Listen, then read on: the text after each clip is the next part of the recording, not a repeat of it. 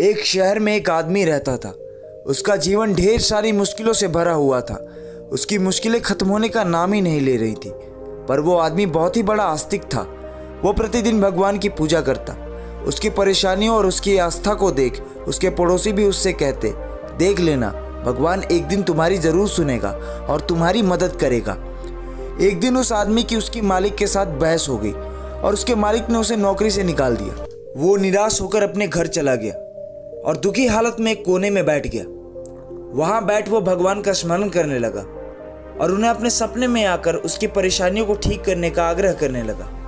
ठीक वैसा ही हुआ।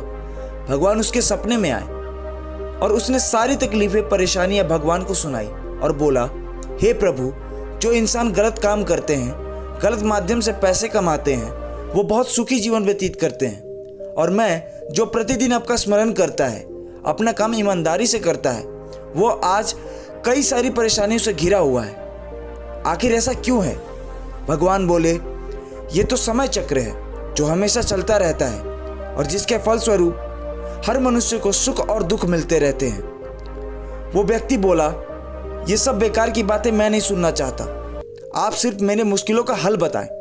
भगवान ने उसे एक बरगद के पेड़ की ओर इशारा करके बोला, तुम अपनी सारी परेशानियों को एक कागज पर लिखकर एक घड़े में डालकर वहां उस बरगद के पेड़ के नीचे रख देना। वो व्यक्ति बहुत खुश हुआ, यह सोचकर कि अब उसकी सारी मुश्किलों का निवारण हो जाएगा।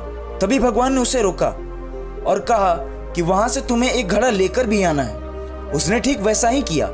लौटते समय उसे याद आया कि उसे एक घड़ा लेकर भी जाना है। वो एक छोटा घड़ा ढूंढने लगा और घड़ा मिलने के बाद जब उसे उठाने लगा तभी उसने सोचा कि शायद इसमें कोई बीमारी हो और उस बीमारी से उसकी मौत हो जाए।